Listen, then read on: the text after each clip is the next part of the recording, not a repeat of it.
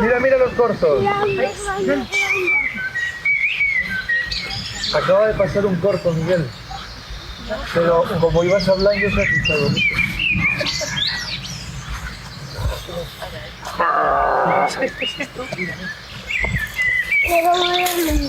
Pues es callado. Un pino viejo no veré. Ahora el sistema es distinto. De roña, ¿no?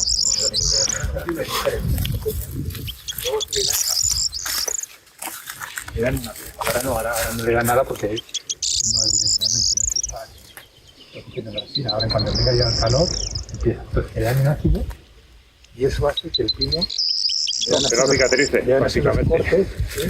Claro, y hace que no. Pues, curiosamente no salen las mismas setas aquí que 50 metros más para allá donde solo hay pinos. O ahí abajo que está la pradera, ahí están las cañadas y no salen las mismas setas, porque no es el mismo, el terreno es el mismo, pero el entorno biológico no es el mismo. Entiendo también que aumenta el riesgo, ¿no? Si en un sitio solo hay pinos, cuando viene algo que solo coma pinos, claro, cuando tú tienes un bosque donde solo hay pinos, el riesgo de incendio se multiplica, porque además los incendios a los pinos como a los eucaliptos les favorecen. O sea, llega un incendio, se queman los pinos, pero inmediatamente siembra de piñones toda la zona. Estepas, por ejemplo, crecen muy deprisa, pero llegan a un porte relativamente bajo, mientras cuando llegan ahí paran y dan tiempo, y protegen y dan tiempo a que los pinos sigan creciendo. Cuando los pinos los superan, pues las otras dejan de crecer porque las inhiben. Y al final otra vez va yendo cada vez más a monoespecie. Y con los eucaliptus pasa lo mismo. Estos años, para coger altura mayor, ahí abajo hay que seguir huevos bastante grandes.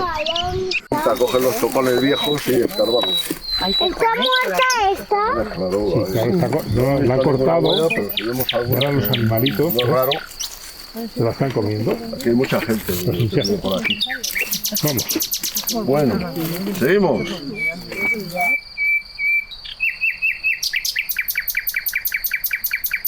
A lo largo de la historia ha habido 5 extinciones. Seguro que todos conocéis una, por lo menos, ¿no? Que es la de los dinosaurios, efectivamente. La de los dinosaurios. Que no sé si sabéis el número, porque si ha habido 6, pues ha habido 5 antes. ¿Cuál es la de los dinosaurios, el número? ¿Alguien lo sabe? ¿A uno? ¿No? La quinta. O sea, fue justo la anterior a la que en principio estamos viviendo hoy en día. Sí. Para que una extinción se considere extinción, a lo largo de la era de la ciencia y de los cálculos geológicos, tienen que desaparecer el 75% de las especies. En la extinción más importante, que fue la cuarta, desaparecieron casi el 95% de las especies. Y hoy en día los científicos se están dando cuenta de que pues, van desapareciendo especies a un ritmo mucho más acelerado del que desaparecen a nivel normal, según los registros geológicos. Entonces, bueno, sabiendo que esto pasaba y que esto existe, yo me preguntaba, y hablando mucho con la gente que vive en los pueblos y en las zonas rurales, pues que esa extinción, las extinciones pasan a lo largo de muchos años. Claro, una extinción no pasa del día a la mañana. La de los dinosaurios, cayó el meteorito y el meteorito mataría a muchos dinosaurios, pero para que se murieran el 75% de las especies tuvieron que pasar muchos años, ¿no?, después del meteorito. Y yo me preguntaba, pues, cómo vemos a diario y cómo se ve a diario en las zonas rurales, cuando hablas con los abuelos, cuando hablas con la gente, pues cómo hemos ido viendo cómo van desapareciendo las especies, ¿no? Y de ahí salen estas, lo que llamaban, ¿no?, estas estampas comunes que dieron lugar a esta pequeña exposición, y en las que, pues, sobre todo en estas, por ejemplo, que tienen flecha, que son dobles, ¿no?, pues ve un poco cómo va cambiando y cómo hemos ido viendo cómo van desapareciendo especies. Esta primera, por ejemplo, que la tenéis todos delante, la veis, ¿no?, la del parabrisas. Pues esta viene de la historia que cuenta el libro, es la de la gente que bajaba a Benidorm hace, pues, en los años 50, 60, 70, ¿no? Y como cuando bajabas hacia Benidorm, pues a veces incluso había hasta que pararse en la gasolinera a limpiar el parabrisas porque el parabrisas estaba lleno de insectos. Ahora bajas a Benidorm y, bueno, alguna mosca, alguna mariposa se choca, pero ya no hay que pararse a limpiar el... Se choca, exactamente. Pero ya no hay que bajarse a limpiar parabrisas. Y los estudios dicen que han desaparecido en este tiempo, los científicos hablan de más del 30% de los insectos que existen en la Tierra, ¿no?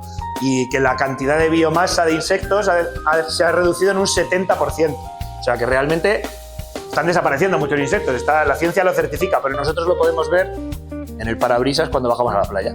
Por ejemplo, aquel otro habla de los gorriones chillones, ¿no? El pastor de mi pueblo contaba que cuando ellos eran pequeños en la escuela subían a las eras del pueblo y que se liaban todas las tardes a putear gorriones y le quitaban los nidos y les quemaban los nidos y les mataban los pollos y les hacían de todo.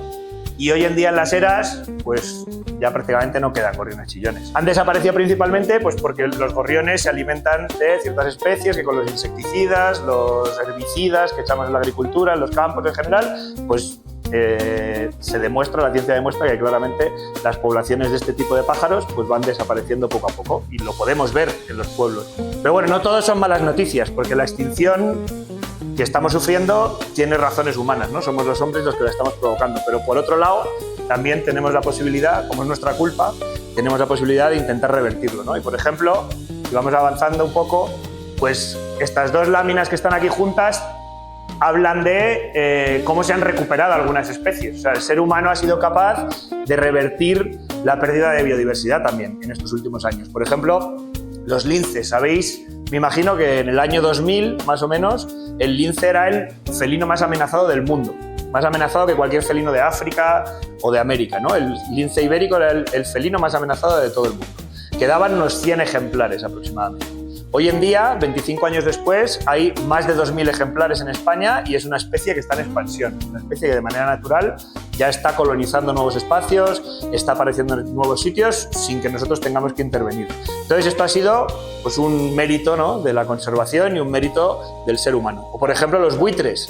Cuando nuestros abuelos vivían aquí, nuestros bisabuelos, el buitre era una especie poco común. ¿Por qué? Porque se les envenenaba, a veces se les disparaba, ¿no? Aquellas famosas en la época del franquismo, por ejemplo, cuando se cazaba las alimañas, ¿no? Pues los buitres eran considerados alimañas y estuvieron a punto de desaparecer. La población de buitres española representa más del 80% de todos los buitres de Europa. O sea, prácticamente en el resto de países de Europa los buitres son una cosa súper rara de seguir viendo.